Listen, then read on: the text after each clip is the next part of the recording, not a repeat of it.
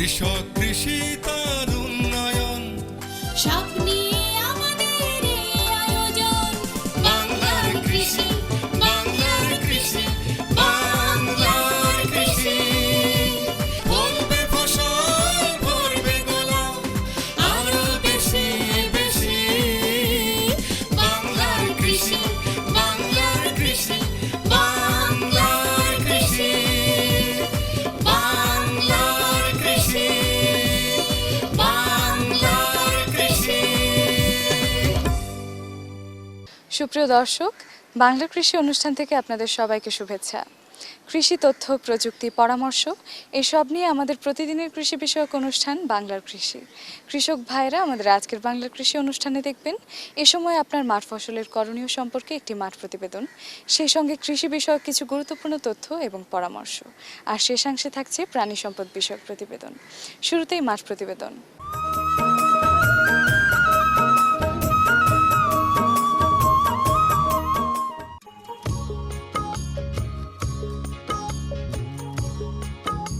বীজ কৃষি উৎপাদনের প্রথম ও প্রধান উপকরণ। বীজের মান ভালো হলে ফলনও ভালো হয়।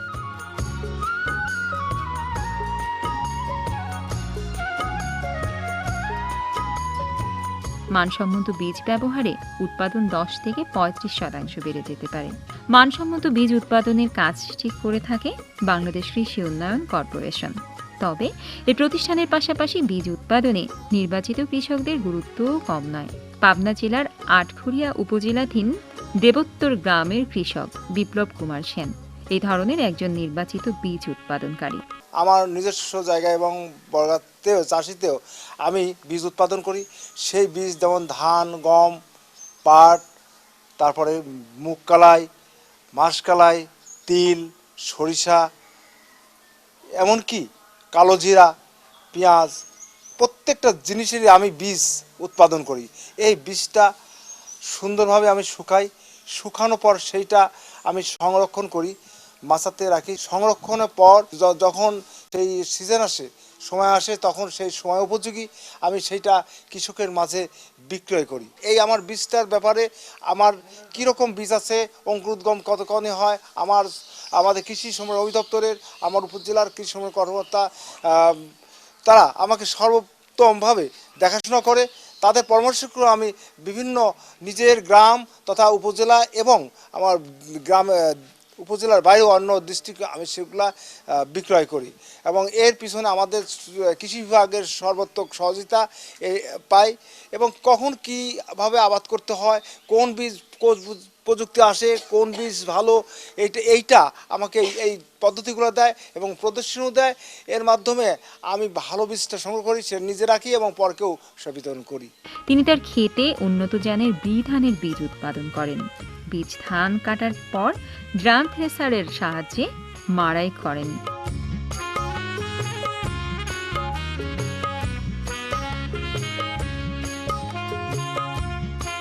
এবং শুকিয়ে তিনি বীজ সংরক্ষণ করেন।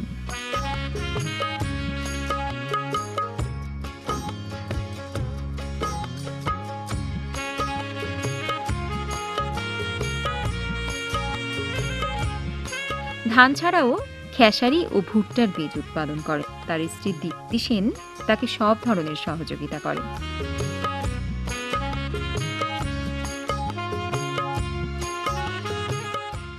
আমি একজন কৃষানী, আমার স্বামী একজন সফল কৃষক, জাতীয় পুরস্কার প্রাপ্ত, বঙ্গবন্ধু পুরস্কার পেয়েছে। সে নানা ধরনের বীজ উৎপাদনকারী ফসল উৎপাদন করে এবং বীজ সংরক্ষণ করে কৃষকের মাঝে সেগুলো বিতরণ করে। আমি ওগুলো ঠিকমতো রোদ্দুরে দিয়ে শুকাইয়ে তা ভালোভাবে ড্রামে মুখ বন্ধ করে বীজজাত কিছু নিম পাতা শুকিয়ে গুঁড়ো করে ওগুলো মিশিয়ে রেখে দিই। এবং আমি বাড়িতে নানা ধরনের সবজি উৎপাদন করি, যা আমার বাজার থেকে কিনতে হয় না। আমার বাড়িতে গাভী আছে, ছাগল আছে, হাঁস, মুরগি, কবুতর সব কিছু আমি নিজে উৎপাদন করি এবং ব্যবহার করি। সে নানা ধরনের বীজ উৎপাদন করে সে বঙ্গবন্ধু পুরস্কার পেয়েছে। এতে আমি খুব গর্বিত এবং সফলতা মনে করি এবং আমার খুব উৎসাহ জাগে যে কৃষির উপর আরও যেন সে এগিয়ে যেতে পারে এবং তার যেন ভবিষ্যৎ উজ্জ্বল হয়, এই আশা রাখি। আর আমি সবসময় তার পাশে থাকি বা তাকে উৎসাহ দিই। জনাব বিপ্লব কুমার লাউ এর বীজ উৎপাদনের জন্য ফেরোমন ট্র্যাপ ব্যবহার করেন। তার অর্গানিক ফসল উৎপাদনের লাক্সই প্রযুক্তি চোখে পড়ার মতো। তিনি তার ক্ষেতে কম্পোস্ট ও ভার্মি কম্পোস্ট সার এবং জৈব বালাইনাশক ব্যবহার করেন।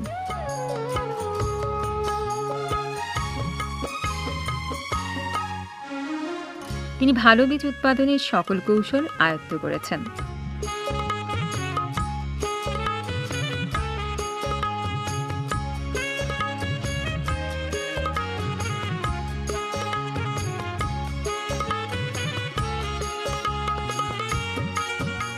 ফসলের বীজ বর্ধন কার্যক্রমে অগ্রণী ভূমিকা রাখার কারণে তাকে বঙ্গবন্ধু জাতীয় কৃষি পুরস্কার প্রদান করা হয়েছে।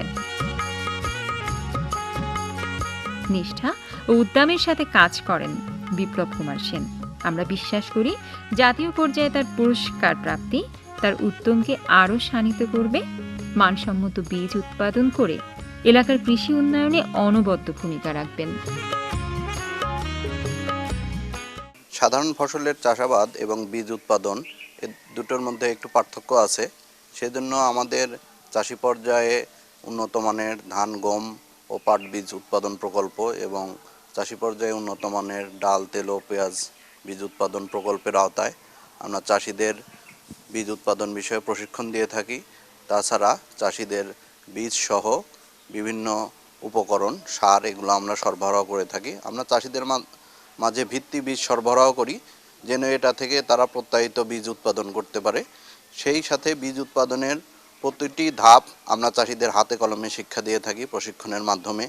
কতদিন বয়সের চারা লাগাতে হবে, কিভাবে কতটা দূরত্বে লাগাতে হবে, কি প্রযুক্তি ব্যবহার করতে হবে, গুটি ইউরিয়া ব্যবহার করবে, পার্সিং জমিতে পার্সিং দেবে, এইসব প্রযুক্তিগুলো আমরা কৃষকদের হাতে কলমে শিক্ষা দিয়ে তাদের এই বীজ উৎপাদনে সক্ষম করে তুলি। সেই সাথে কৃষকরা মাঠে সঠিক সময়ে আগাছা দমন, সুষম সার প্রয়োগ এগুলো করে থাকে। আমাদের প্রদর্শনীভুক্ত চাষি শ্রী বিপ্লব কুমার সেন তিনি বিভিন্ন ধরনের ফসলের মানসম্মত বীজ উৎপাদন করে থাকেন। তিনি ধান, গম, ভুট্টা, সরিষা, তিল, মুগ প্রভৃতি ফসলের মানসম্মত বীজ উৎপাদন করেন এবং নিজে সংরক্ষণ করেন এবং কৃষক পর্যায়ে এটা বিতরণ করেন। তারই ধারাবাহিকতায় তিনি বঙ্গবন্ধু জাতীয় কৃষি পুরস্কারে ভূষিত হন। বাংলার কৃষি, বাংলার কৃষি, বাংলার কৃষি। কৃষক ভাইরা দেখছেন বাংলাদেশ টেলিভিশনের প্রতিদিনের কৃষি বিষয়ক অনুষ্ঠান বাংলার কৃষি।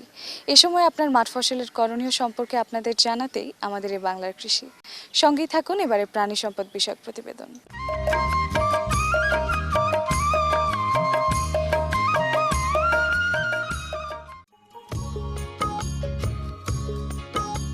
গ্রামীণ দারিদ্র্য বিমোচনে এবং প্রান্তিক জনমানুষের জীবন জীবিকা নির্বাহের ক্ষেত্রে সমাজভিত্তিক গবাদি খামার সমাজ উন্নয়নের একটি উৎকৃষ্ট উদাহরণ। ঢাকা জেলার ধামরাই উপজেলার রাজাপুর গ্রামে এমনই এক সহজ সরল মানুষ কাজী রেজাউল করিম। অনেকে তাকে দেওয়ান কাজী বলে ডাকেন। সহায় সম্বল বলতে কিছুই ছিল না তার। তারপর প্রথমে তিনি 2006 সালে সমাজভিত্তিক খামার থেকে মাত্র একটি গাভী বর্গা নেন। বর্তমানে তার খামারে বাছুর সহ গবাদির সংখ্যা 12টি।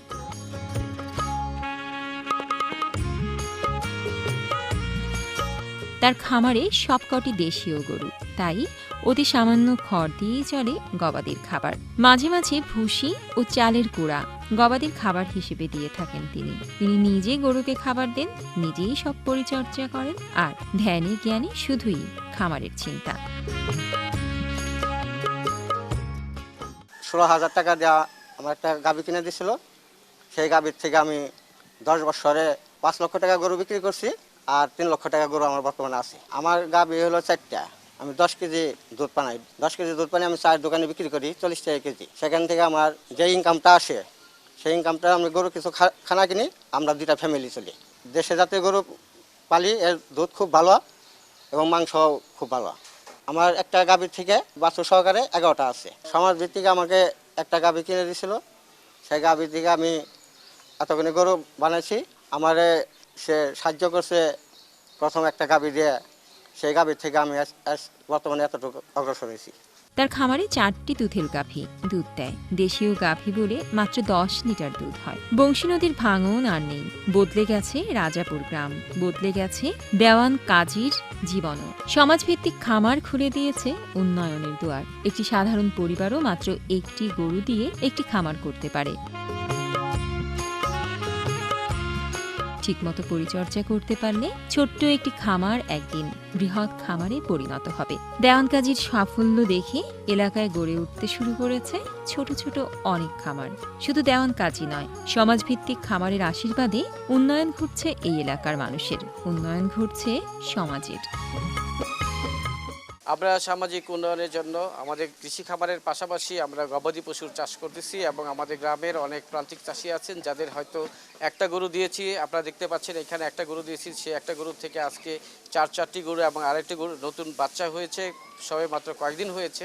এরকমভাবে সে 5টি গরুর মালিক। এরকমভাবে আমরা সমাজে বিভিন্ন লোককে এরকম দিতে চাচ্ছি যারা একটা গরু থেকে কয়েকটা গরু করতে পারে এবং তারা স্বাবলম্বী হতে পারে। সমাজের প্রতিটি মানুষ যদি এগিয়ে আসে তাহলে আমাদের দেশ উন্নয়নের দিকে যাবে এবং আমাদের দেশ একদিন নিজেদের পায়ে দাঁড়াতে শিখবে। এরকম আশা করি যে আমাদের দেশের সারা বাংলাদেশের সমস্ত যুবকগুলো যদি তাদের পেশার পাশাপাশি এই পেশাগুলোতে এগিয়ে আসে এবং আমাদের কৃষি খামারকে অনেক উন্নয়নের দিকে নিয়ে যায় তাহলে এই দেশের উন্নয়ন দিন দিন অনেক উন্নত শিখরে পৌঁছে থাকবে। বাংলার কৃষি, বাংলার কৃষি, বাংলার কৃষি। দেখছিলেন প্রাণী সম্পদ বিষয়ক প্রতিবেদন। এরই সঙ্গে শেষ করছি আমাদের আজকের বাংলার কৃষি।